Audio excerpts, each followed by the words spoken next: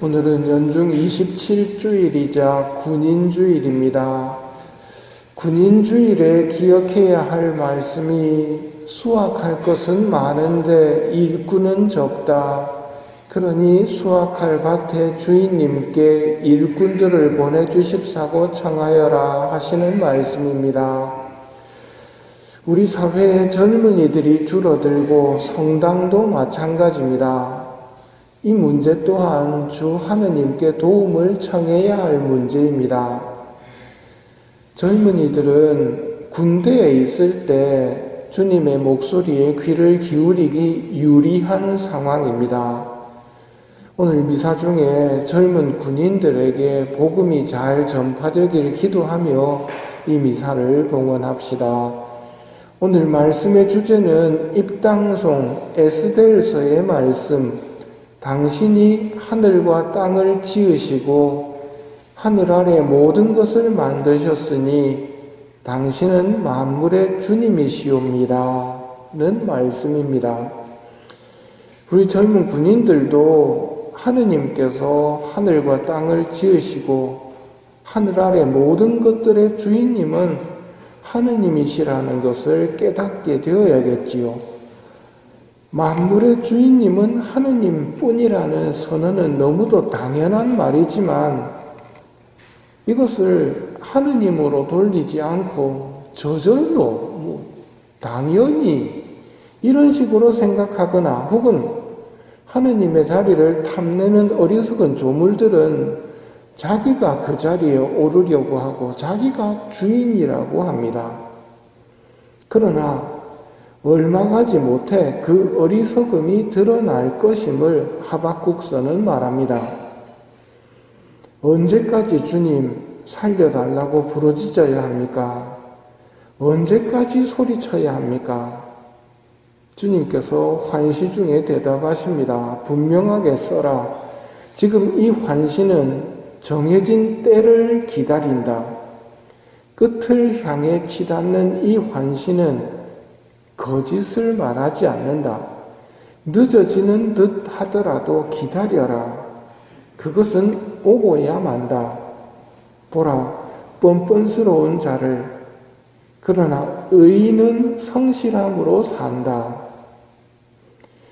흘러가는 시간 속에서 자기가 주인이라며 하느님 자리에 오르려는 어리석은 존재들이 나타나겠지만 그 뻔뻔함은 오래가지 못할 것임을, 그리고 어리석은 부자에서 보듯이 그 어리석음도 오래가지 못할 것임을 말씀하십니다. 그러나 성실한 의인들은 살게 될 것이라 말씀하십니다. 어떻게 하면 성실한 의인이 될까요? 둘째 독서인 디모데오 2서에서 바오로 사도는 말합니다. 하느님께서는 우리에게 비겁함의 영을 주신 것이 아니라 힘과 사랑과 절제의 영을 주셨습니다. 성실한 삶은 성령의 힘으로 가능한 것입니다. 우리는 마음은 간절하나 몸이 말을 듣지 않는 사람이거든요. 우리 힘이나 결심만으로는 성실한 삶을 살 수가 없을 겁니다. 성령님께서 사랑과 절제의 영을 주시면 가능합니다.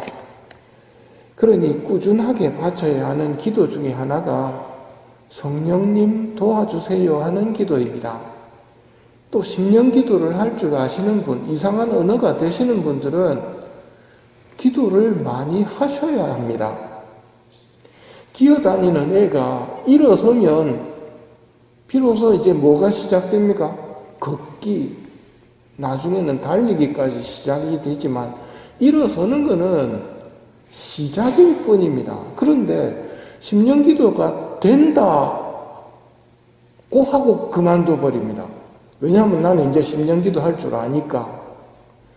아닙니다. 할 줄 알게 되었다면 이제부터 걷기를 시작하셔야 된다는 말입니다.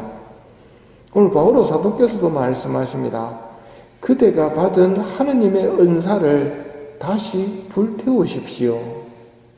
다시 시작하십시오. 여러분의 신앙의 불꽃이 얼마나 타오르고 있는지는 사람마다 다르겠지만 오늘 우리가 듣는 말씀은 다시 불태우십시오 하는 말을 듣습니다. 복음에서 예수님께서는 믿음에 관한 말씀을 먼저 들려주십니다. 겨자씨 한 알만한 믿음이라도 있으면 이 돌 무화과 나무들어 뽑혀서 바다에 심겨라 하더라도 그것이 너에게 복종할 것이다. 이어서 주인과 종의 관계를 분명하게 가르쳐 주십니다. 너희도 분부를 받은 대로 다 하고 나서 저희는 쓸모없는 종입니다. 해야 할 일을 하였을 뿐입니다 하고 말씀드리라고 가르쳐 주십니다. 앞에서 뻔뻔한 사람들을 우리는 바라보았습니다. 뻔뻔한 사람은 사실 어리석은 사람이지요. 그런 사람들의 특징은 너희도 분부를 받은 대로 다 하고 나서가 안 됩니다. 분부받았다는 것을 인정하지 않고 지 하고 싶은 대로 하고 싶은 게 부자거든요. 분부받은 걸 잊어버립니다. 우리는 분부받았다는 것을 알고 분부받은 것을 다 하도록 애를 써야 합니다. 이게 첫 번째 우리가 지켜야 할 부분이고요. 다음으로 이렇게 말씀드려라 하고 가르쳐 주시는 것이 저희는 쓸모없는 종입니다. 해야 할 일을 하였을 뿐입니다 라고 말씀드리라고 가르쳐 주십니다. 하느님은 아쉬움이 없는 분입니다. 그럼에도 우리를 그 무한한 영광과 행복 속으로 불러주시기 위해서 창조하신 거거든요.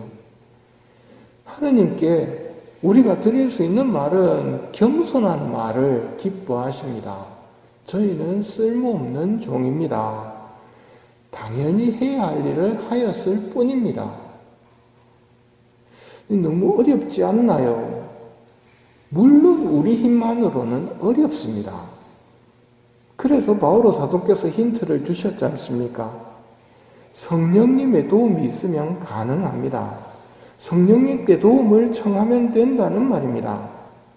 마음은 간절하나 몸이 말을 듣지 않는 우리들은 예수님 앞으로 자주 나아가 고쳐주십시오 하고 시간을 내드리면 그분이 우리를 고쳐주십니다. 그래서 영성체 후에 최소한 10분은 제발 머물러서 예수님의 손길 속에서 치유를 받으라고 성모님이 말씀을 하시는데 가장 좋은 치료 시간은 예수님이 나와 가까이 있을 때입니다. 영성체 후 10분 꼭 기억하십시오. 예수님께 시간을 내드려야지. 장소가 여기가 아니라도 좋습니다. 여기는 방역한다고 곤란하니까요. 집으로 가는 동안 내 안에 오신 예수님께 10분은 집중해 계십시오. 저를 고쳐주십시오. 저를 도와주십시오. 이렇게 말씀드릴 때 겨자씨 한 알만한 믿음도 우리에게 생기는 것이고 분부받은 대로 다 실천할 수 있는 힘도 생기는 것이고 다 실천하더라도 교만에 떨어지지 않고 저희는 쓸모없는 종입니다. 당연히 해야 할 일을 했을 뿐입니다 하고 말씀드리는 겸손도 지닐 수 있다는 말입니다. 온유하고 겸손하신 하느님께서는 당신을 닮은 겸손한 이들에게 인자와 영예를 베푸시는 분이라고 성모님은 가르쳐 주십니다. 언제 그런 세상이 올까요? 이런 일은 늦어지는 듯 하더라도 반드시 오고야 말 일이라고 첫째 독서가 말합니다.